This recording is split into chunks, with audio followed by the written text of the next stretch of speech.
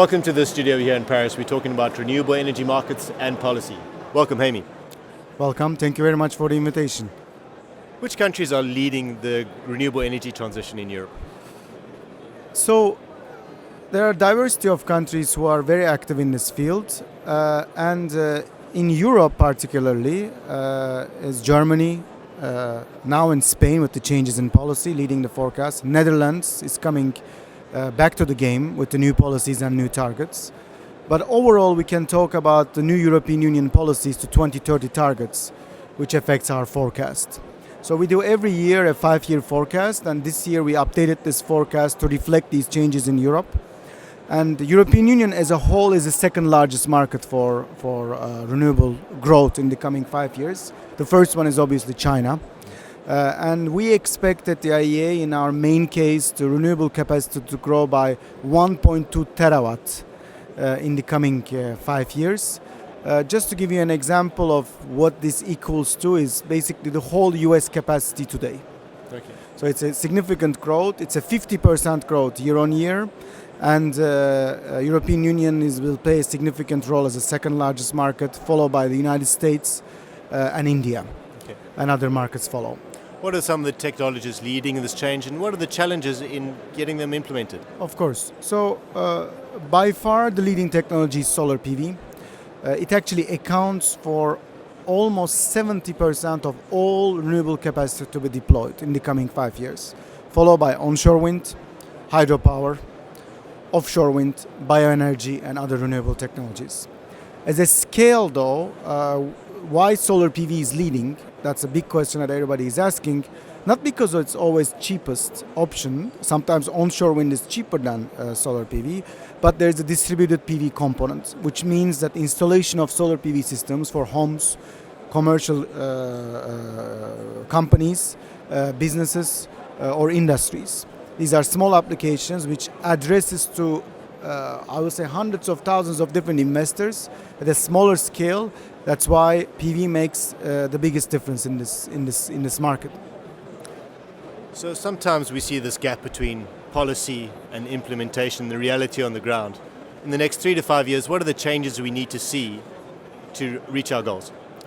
So the report and our forecast every year identifies 3 major challenges. And these are policy uncertainties, grid integration, and affordable financing. So countries are in reality those 3 challenges at the same time, or 2 of them together, and all of the countries have more developed and developing countries. So countries need to address those challenges by having a holistic policy view, which means that they should give a long-term target.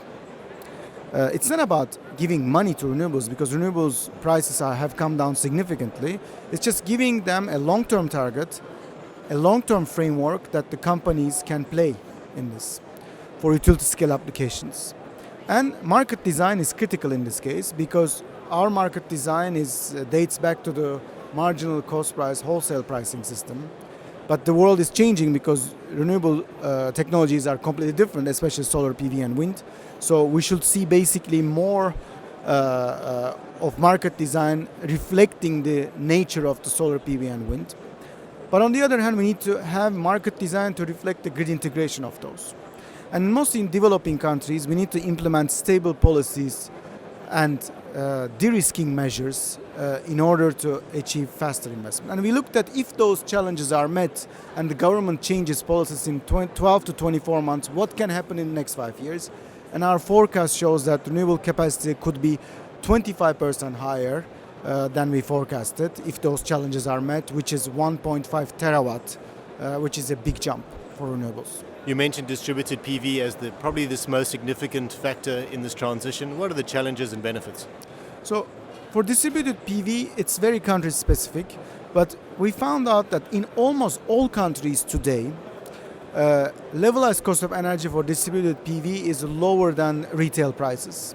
Even in countries slowly getting rid of the subsidies, even in these countries, we see that retail prices are much higher than levelized cost of energy. Which means that customers, when they install PV, they save money. by generation and self-consuming their own energy. So in this picture, this is an opportunity for customers.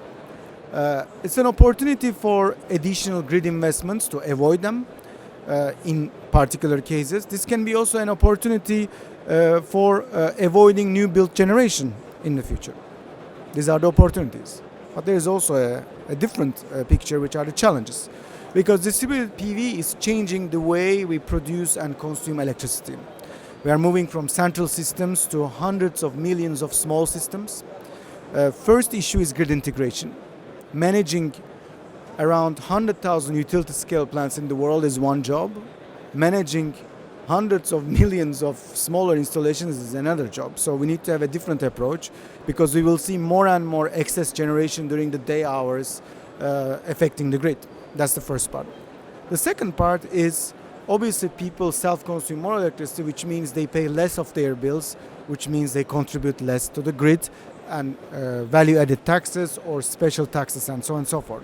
So right now the way we pay electricity bills is mostly on the kilowatt hour basis, which means the less we consume, the less we pay. So we need to change a little bit our approach in order to reflect really what is the new market with distributed PV. But this has challenges as well, because it touches the end customer, and obviously there is a different interest between consumers or PV owners, utilities or distribution companies, regulators and the government. So any policy in this case is much more difficult than addressing utility scale plants, because it includes all these parties, especially end users. So we need to have a balanced approach in order to have this conflicting interests between maintaining enough revenues for the grid, enabling investment in distributed PV because it's important for the energy transition, and doing a fair allocation between grid scopes, between PV customers and non-PV customers. It's very interesting. Heymi, thanks so much for joining us. Thank you very much. Be sure to subscribe to our channels for more industry-related content.